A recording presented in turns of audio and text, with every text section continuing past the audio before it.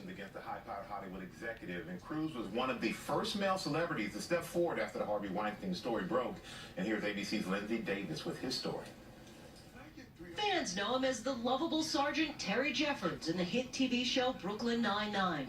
I just happen to be a great person who's naturally beloved by all, despite my personal ambivalence. But this morning, Terry Crews, the former NFL player turned actor, is taking on a new role as an advocate for victims of sexual harassment. The 240-pound former star linebacker, one of the first male celebrities to join the chorus of those saying they too had been harassed in Tinseltown. Crews says a high-level Hollywood executive groped him at a party last year. He first told his story in a series of tweets which started out, "This whole thing with Harvey Weinstein is giving me PTSD. Why? Because this kind of thing happened to me. My wife and I were at a Hollywood function last year, and a high-level Hollywood executive came over to me and groped my privates. That executive, a talent agent at William Morris Endeavor. The company confirms to ABC News that the agent has been suspended following the internal investigation into the matter." And now Crews is taking action. TMZ captured him leaving an LAPD office last week after filing a police report. Why did you decide to file the police report today? Because, people have to be held accountable. No, I understand that. Are you planning to file a lawsuit as well? Yeah. Yeah? Yeah. We're going to go all the way. Multiple men in Hollywood like James Van Der Beek and Anthony Edwards have since shared allegations of their own about different men coming forward after Crews spoke out. For Good Morning America, Lindsay Davis, ABC News, New York. And it is great to have Terry Crews here with us, and thank you for joining us this morning, Terry. And as we saw, it's all started from a tweet you wrote. Yeah. And can you tell us what happened? First of all, back in February 2016, I was assaulted by Adam Bennett, who is the head of the motion picture department at William Morris Endeavor, one of the biggest agencies in the world, period. And what was wild is that my wife and I were at an event with Adam Sandler, and the thing is, he's also Adam Sandler's agent, he's Sylvester Stallone's agent, he's Eddie Murphy's agent, and he's connected to probably everyone I know in the business.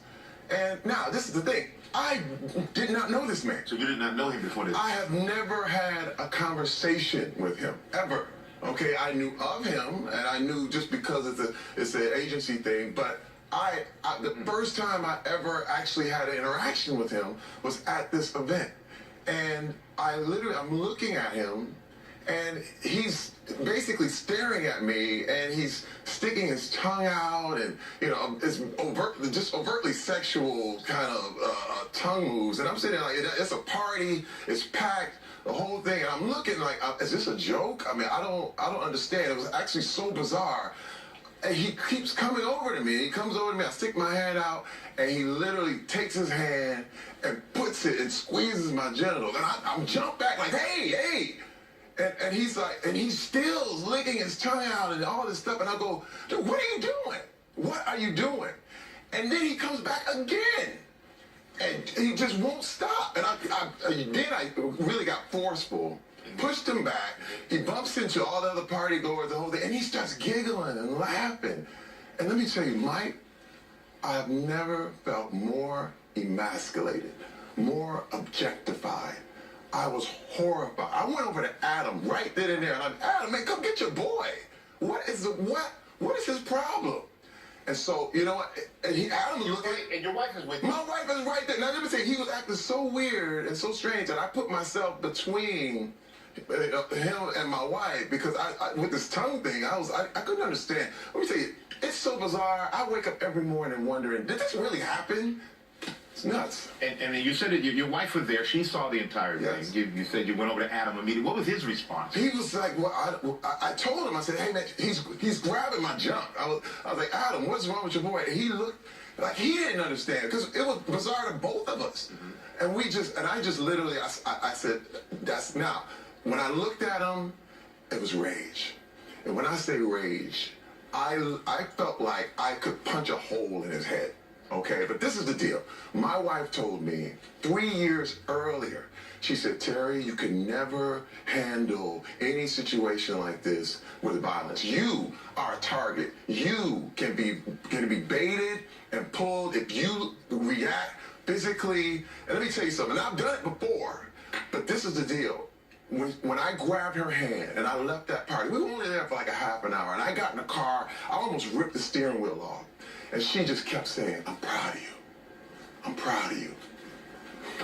I'm proud of you. And I just said, man. She calmed you down with that. She calmed me down because she was the one who told me that this kind of thing would happen and that you could be baited. And this is the thing, if I would have just retaliated in defense, I would be under the jail right now. And that's one thing I knew, that being a large African-American man in America, I would immediately be seen as a thug. But I'm not a thug. Because a lot of people would say, if something that happened to me, the first thing I would do is I would strike back at somebody. But you chose not to do that. Well, literally, my wife had me prepared.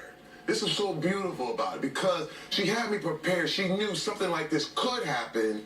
And man, and when it did, she was just right there for me. She's right there with me, and she saw the whole thing. And then last week, we saw it in the piece, but you filed a police report last week. Yes. So what do you hope comes of this? You know, people need to be held accountable, Mike. This is the deal about Hollywood. And it's an abuse of power. This is abuse. This guy, again, he's one of the most powerful men in Hollywood. And he looked at me at the end as if, who's going to believe you? So you didn't think anybody would believe you if you came forward? Last year? No. Actually, I let it go. Actually, I put it in the back of my head, and I understood why women everywhere had to let it go. But let me tell you, when the Weinstein thing started happening, I got PTSD. I was going, oh my God, this exact thing happened to me. I understand why they won't come forward. And let me tell you, a lot of times people go, well, why didn't you come forward sooner? But this is the thing, when a person of power breaks that boundary and violates that boundary, you're a prisoner of war. Immediately, you're in a camp because you're trying to figure out when is the right time to come out. When the guard turns their head, when they leave a door open, you're digging tunnels with spoons and you're trying to find a way out, and you get out. And then you finally find freedom, and somebody says, well, it must not be that bad. You should have came out sooner. And you're like, I'm free. I finally got free. And this is the thing that a lot of people just don't understand, and they end up blaming the victim. And I have totally said, I will not be shamed. I will not be shamed. I did nothing wrong. Nothing. And the whole deal is people are like, well, why didn't you do this? Why didn't you do that? You know what? Why don't you ask what he's doing? Why isn't Adam Bennett sitting here right now explaining his side? Good question. And you wrote that tweet a few days after Harvey Weinstein's story broke. Exactly. So you felt empowered by everyone else's stories. I did. That let you step out of the darkness, if you want to say. Let me tell you, I was a keynote speaker at this place called Center for Community Solutions, and dealt with relationship violence, sexual assault, and I heard all these stories from all these women who had finally get strength from each other's stories, and they came out, and I said, man, what kind of man would I be to tell my kids, if someone touches you where you don't want to be touched, tell someone, and then I don't do it. And let me tell you something, it freed me. I knew instantly that I had to tell my story so that other people could be free. And I didn't even name names. I was just in support of these women because they were called liars. They were like, you're just looking for a payday. You're doing it. And I was like, this is not what this is about. Your dream is like a child.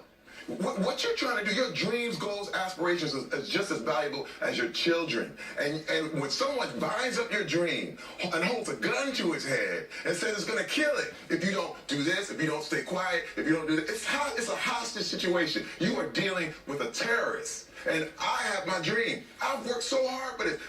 What can I say? It's one of those things. I survived the NFL. I got the entertainment. I'm here, and I get assaulted by my own agent. It makes no sense, and it was foul to the core, and it still shocks me. I'll tell you what, I'm glad you came here to share your story. Hopefully this is a big turning point for you and for a lot of the victims out there. We appreciate you, Terry. George? Boy, that was a powerful interview. So much has been unleashed by this Me Too movement.